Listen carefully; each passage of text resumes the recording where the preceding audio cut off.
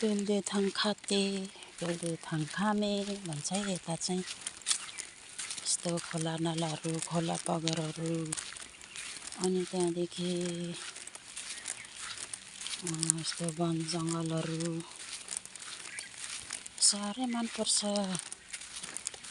अब कोही साथीहरूले मन पर्दैन होला, मलाई चाहिँ यस्तो जङ्गलहरू मनपर्छ। अनि अहिले चाहिँ तल गेलेको टाउन जाँदैछु। बुहारी र नातिनी आयो पुर्याउनु त तलसम्म। आज चाहिँ गाडीमा नजाने, नानीहरूलाई पर्दैन गाडी भनेको। अन्त हिँड्दै हिँड्दै यस्तो खोला नालाहरू हेर्नु मन लाग्छ। त्यही भएर जाँदैछु, खोला जाँदैछु। कुन गाडी आयो गाडी आयो कुन हो। यस्तो खोला बगरतिर पनि गाडी कुद्दैछ। अन्त यस्तो वन जङ्गलहरू हरियालीहरू मनपर्छ मलाई साह्रै गरेर। त्यही भएर हिँडेर जानु मन लाग्छ। हिँड्दै हिँड्दै यतातिरको जङ्गलहरू, ठुलो जङ्गल छैन, खोला बगरको जङ्गलहरू यिनीहरू। खोला बगरको जङ्गलहरू।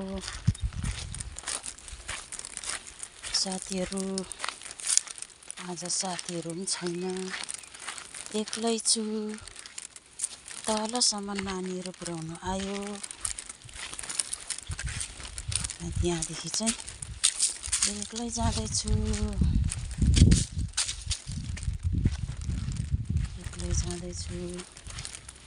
पहाडहरू धेरै रमाइलो लाग्छ। टाउन भन्दाखेरि यस्तो पहाडहरू नै मनपर्छ मलाई। पहाडतिर जन्मेको भएर होला, पहाडहरू रमाइलो लाग्छ। अब हाइवेमा निस्किनु आँट्यो।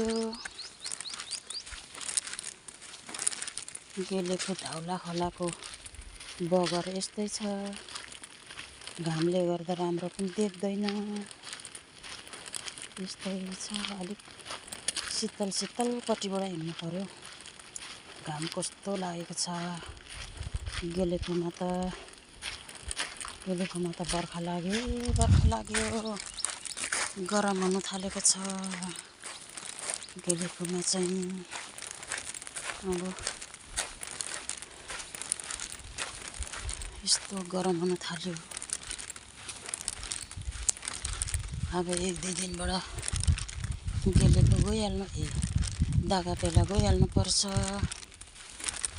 नातिनी छोडेर के गर्नु, नजाँदा पनि नातिनी छोडेर नजाउँ भने पनि जाने बाध्यता छ, जानै पर्छ। के गर्नु, नजाँदा पनि बुढी भएको आमा छ, आमा हेर्नुपर्छ, स्याहार्नुपर्छ। के गर्नु र, यस्तै छ जिन्दगी साथीहरू, यस्तै छ। घाम कस्तो लागेको छ भन्दाखेरि मलाई यो जङ्गलहरू कता घुम्नु मन लाग्छ मलाई नि, तर टाइमै पाउँदैन। के गर्नु, आज भिडियो अति नै लामो भयो र भए पनि यस्तोहरू देखाउन मन लाग्छ, हेर्नु मन लाग्छ। मलाई जस्तै अरूलाई साथीहरूलाई पनि मनपर्छ कि पर्दैन मलाई चाहिँ एकदमै रमाइलो लाग्छ खोला बगरमा। बर्खामा मात्रै आउँछ खोला पानी, हिउँदो लागेपछि हुँदैन यहाँ। भल पानी पुग्छ, यो बगरभरि हुन्छ, बगरभरिको हुन्छ बर्खामा त।